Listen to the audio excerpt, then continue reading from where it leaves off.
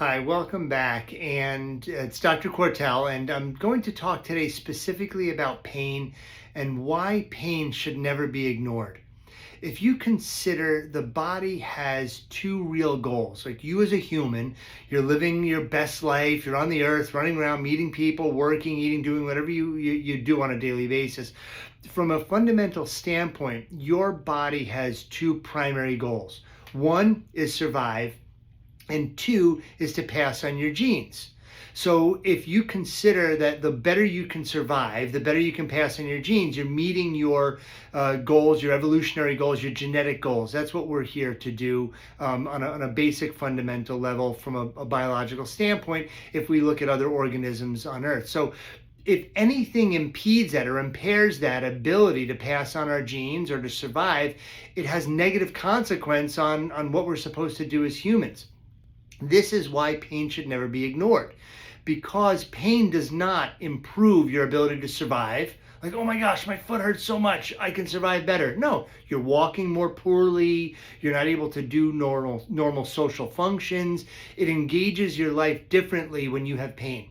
The second thing when you have pain is you're not able to pass on your genes. We're here to, integrate with other people and maybe, develop a relationship to, have kids. And if you're in pain all the time, like, oh, I have a headache. Oh, not tonight, honey. I have a headache. So these are things that tend to decrease our survivability and our ability to pass on genes. The only reason the body will give you pain is to signal something is not right. There's no reason the body's just going to give random pain. A good functioning, healthy human body does not have random pain.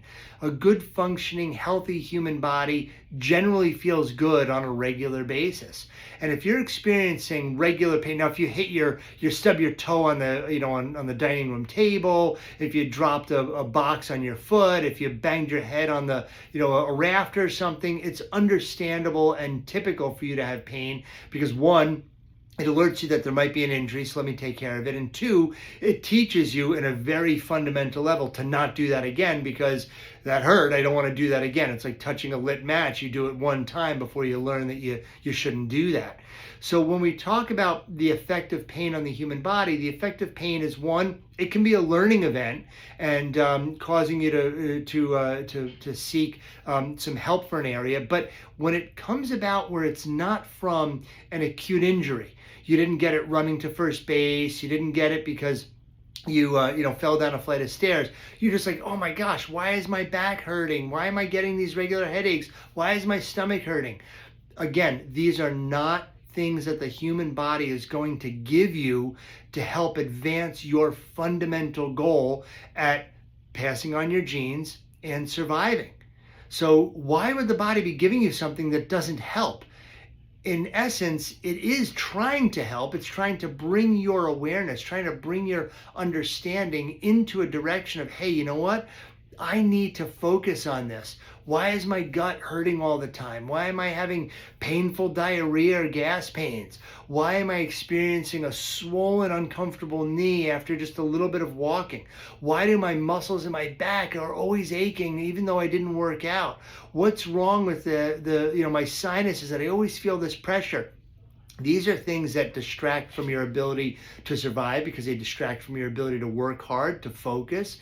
They distract from your ability to get tasks done. They distract from your ability to get good, healthy, recuperative sleep, right? So these are not survivability things. And the more that you're not surviving well, the worse you look, the worse your attitude is, the worse that your mental state is, which makes it more difficult for you to maintain relationships, which makes it more difficult for you to pass on your genes or to get somebody interested in you enough to try to work together to pass on your genes. So altogether, these are not things that should ever be ignored. These are signals to you that, hey, you know what? I'm going to die earlier. I'm going to not be able to walk when I'm older. I'm not going to be able to cognitively think or engage in a thought process that makes me seem sane. Constantly forgetting things or having a degenerative memory or becoming overweight or whatever it might be that you're experiencing as the body degenerates and decays more and more and more as we get older. So when you have a pain, it's a good idea, in my opinion at least, to try to figure out where it's coming from. And guessing is not always the best way.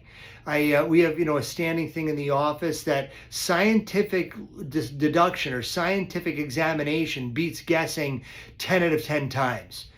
Guessing might work a little like, oh, I guess it might be this. Well, scientific deduction will help you understand, is it or is it not? And talking to somebody, using somebody on your team who's seen things like this before, who's understood things like this before. There's no reason to try and reinvent the wheel. If you have a shoulder pain, you can go online and try to diagnose what it is. Like, oh my gosh, it looks like it might be a rotator cuff. Might not be. And looking at it from a different direction might be something more scientifically approachable or better scientific method than having ChatGPT or Grok or Claude figure out what's going on. Not that that isn't a bad thing. I absolutely recommend using any resource you have at your disposal. But using somebody who knows it, somebody who's seen it before. There's no sense in reinventing the wheel every single time you want to build a car. Go to the wheel shop and buy a wheel. Somebody's already done that work for you. So it's a good idea to A, not ignore a pain. B, understand how the body works and understand that pain is not facilitating the body reaching its ideal ultimate goals. And C, increase your exposure to people who know, who can help, and use a scientific-based approach, not some sort of guesswork.